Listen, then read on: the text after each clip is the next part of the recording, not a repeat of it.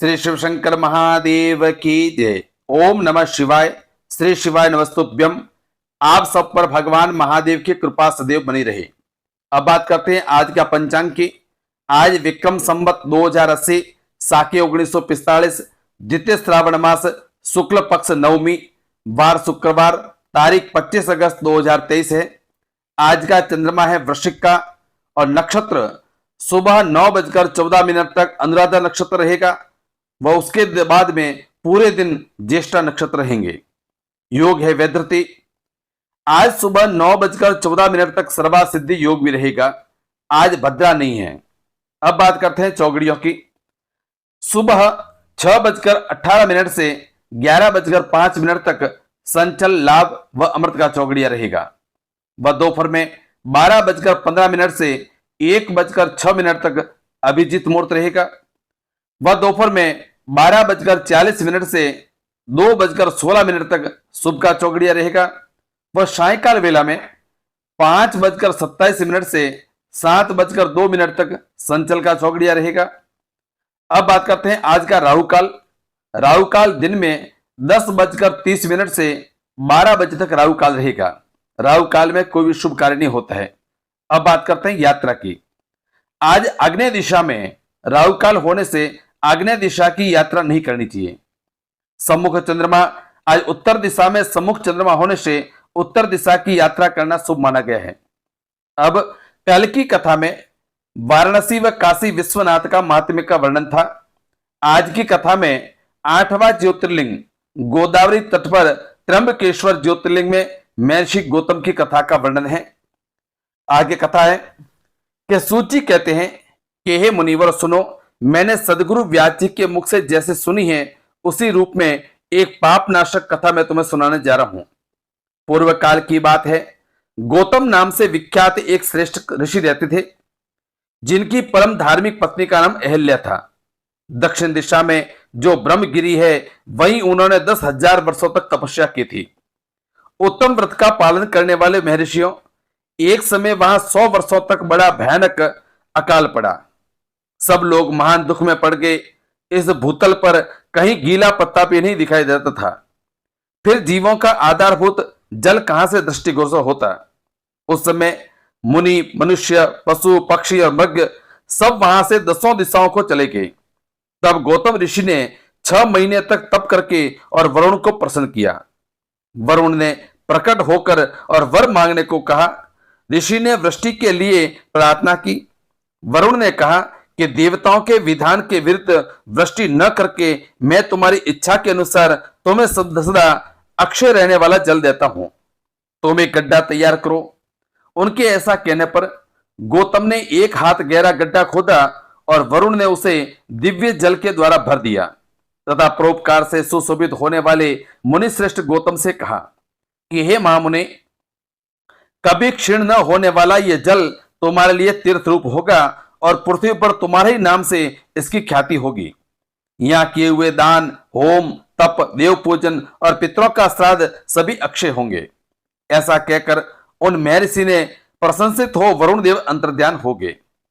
उस जल के द्वारा दूसरों का उपकार करके महर्षि गौतम को भी बड़ा सुख मिला। महात्मा पुरुष का आश्रय मनुष्यों के लिए महत्व की ही प्राप्ति कराने वाला होता है। महान मनुष्य ही महात्मा के उस स्वरूप को देखते हैं और समझते हैं, दूसरे अधम मनुष्य नहीं। मनुष्य जैसे पुरुष का सेवन करता है वैसा ही फल पाता है। महान पुरुष की सेवा से महत्ता मिलती है और क्षुद्र की सेवा से क्षुद्रता।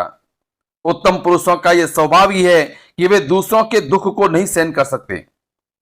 अपने को दुख प्राप्त हो जाए इसे भी स्वीकार कर लेते हैं, किंतु दूसरों के दुख का निवारण ही करते हैं। दयालु, अभिमान शून्य, उपकारी, जितेंद्र ये पुण्य के 4 खंबे हैं जिनके आधार पर यह पृथ्वी टिकी हुई है। तदंतर गौतम जी वहां उस परम दुर्लभ जल को पाकर और विधि पूर्वक नित्य नैमित्तिक कर्म करने लगे। उन मुनीश्वर ने वहां नित्य होम की सिद्धि के लिए धान, जौ और अनेक प्रकार के दान बो दिए।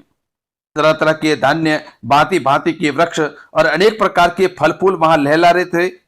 यह समाचार सुनकर वहां दूसरे दूसरे सहस्त्रों ऋषि मुनि पशु पक्षी और बहुसंख्यक जीव और जाकर रहने लगे। वह वन इस भूमंडल में बड़ा सुंदर हो गया। उस अक्षय जल के संयोग से अनावृष्टि वहां के लिए दुखदायिनी नहीं रहेगी थी। उस वन में अनेक शुभ कर्म परायण ऋषि अपने शिष्य, भार्या और पुत्र आदि के साथ वास करने लगे। उन्होंने कालक्षेप करने के लिए वहां दान बो दिया। गौतम जी के प्रभाव से उस वन में सब और आनंद छा गया। एक बार वहां गौतम के आश्रम में जाकर बसे हुए ब्राह्मणों की स्त्रियां जल के प्रसंग को लेकर और अहिल्या पर नाराज हो गई। उन्होंने अपने पतियों को उकसाया। उन लोगों ने गौतम का अनिष्ट करने के लिए गणेश जी की आराधना की। भक्त पराधीन गणेश जी ने प्रकट होकर वर मांगने के लिए कहा।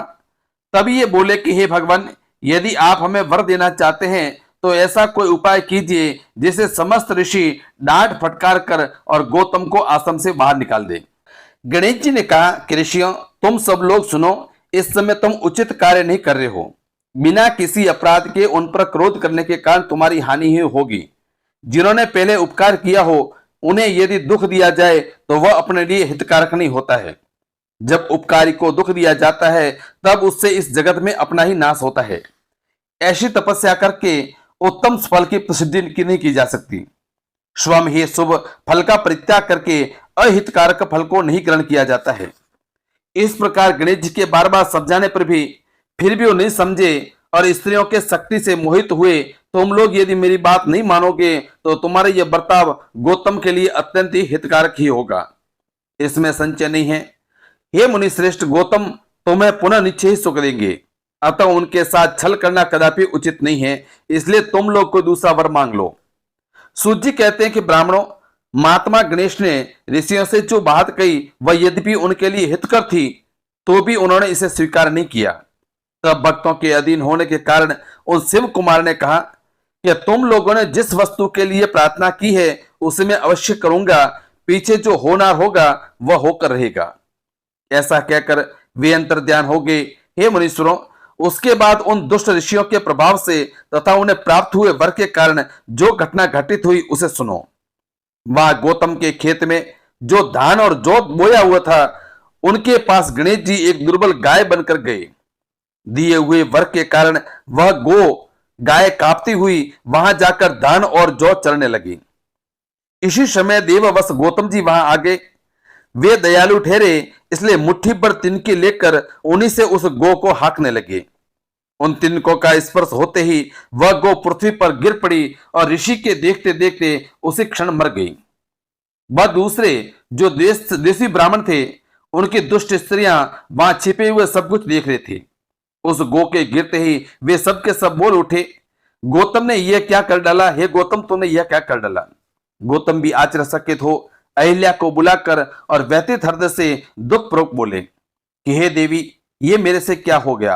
कैसे हुआ? जान पड़ता है कि परमेश्वर मुझ पर कुपित हो गए हैं। अब मैं क्या करूं और कहां जाऊं? मुझे हत्या लग गई है। इसी समय ब्राह्मण और उनकी पत्नियां गौतम को डांटने और दुर्वचनों द्वारा अहिल्या को पीड़ित करने लगे। उनके दुर्बुद्धि शिष्य और पुत्र भी गौतम को बारंबार फटकारते हुए धिक्कारने लगे। ब्राह्मण बोले कि अब तुम्हें अपना मुंह नहीं दिखाना चाहिए, यहां से जाओ। गो हत्यारे का मुंह देखने पर तत्काल वस्त्र सहित स्नान करना पड़ता है। जब तक तुम इस आश्रम में रहोगे तब तक अग्निदेव और पितर हमारे दिए हुए किसी भी हव्य और कव्य को ग्रहण नहीं करेंगे। इसलिए पापी गोहत्यारे, तुम परिवार सहित यहां से अनंतर चले जाओ, विलंब न करो। सूजी कहते हैं कि ऐसा कहकर उन सबने उन्हें पत्थरों से मारना आरंभ कर दिया। वे गालियां देकर गौतम और अहिल्या को सताने लगे। उन दुष्टों के मारने और धमकाने पर और गौतम बोले कि हे मुनियों, मैं यहां से अन्यत्र जाकर रहूंगा। ऐसा कहकर गौतम उस स्थान से तत्काल निकल गए और उन सबकी आज्ञा से एक कोस दूर जाकर उन्होंने अपने लिए आश्रम बनाया। वहां भी जाकर उन ब्राह्मणों ने कहा, जब तक तुम्हारे ऊपर हत्या लगी है तब तक तुम्हें कोई भी यज्ञ इत्यादि कर्म नहीं करना चाहिए। किसी भी वैदिक देवी यज्ञ या पितृ यज्ञ अनुष्ठान का तुम्हें अधिकार नहीं रह गया है। मुनिवर तो गौतम उनके कथानुसार किसी तरह एक पक्ष बिताकर उस दुख से दुखी हो बारंबार उन मुनियों से अपनी शुद्ध के लिए प्रार्थना करने लगे। उनके दीन भाव से प्रार्थना करने पर उन ब्राह्मणों ने कहा कि हे गौतम, तुम अपने पाप को प्रकट करते हुए 3 बार सारी पृथ्वी की परिक्रमा करो, फिर लौटकर यहाँ 1 महीने तक व्रत करो। उसके बाद इस ब्रह्मगिरि की 101 परिक्रमा करने के लिए पश्चात तुम्हारी शुद्धि होगी। अथवा यहाँ गंगा जी को लेकर आकर उन्हीं के जल से स्नान करो तथा 1 करोड़ पार्थिव लिंग बनाकर और महादेव जी की आराधना करो। फिर गंगा में स्नान करके इस पर्वत की 11 बार परिक्रमा करो। तत्पश्चात 100 गणों के जल से पार्थिव शिवलिंग को स्नान कराने पर तुम्हारा उद्धार होगा। उन ऋषियों के इस प्रकार कहने पर गौतम ने बहुत अच्छा कहकर उनकी बात मान ली। वे बोले कि हे मुनिवरों, मैं आप श्रीमानों की आज्ञा से यहाँ पार्थिव पूजन तथा ब्रह्मगिरि की परिक्रमा करूंगा। ऐसा कहकर मुनिश्रेष्ठ गौतम ने उस पर्वत की परिक्रमा करने के पश्चात पार्थिव लिंगों का निर्माण करके उनका पूजन किया। साध्वी अहिल्या ने भी साथ रहकर वह सब कुछ किया। उस समय शिष्य प्रशिष्य उन दोनों की सेवा करते थे। अतः श्री त्र्यंबकेश्वर ज्योतिर्लिंग महात्म्य ये कथा आज आती है, आदि कथा कल के वीडियो में पूरी होगी। आज आपको ये वीडियो और कथा कैसी लगी कमेंट करके बताएं। तो चैनल को सब्सक्राइब, लाइक और शेयर करें और कमेंट बॉक्स में ओम नमः शिवाय लिखें।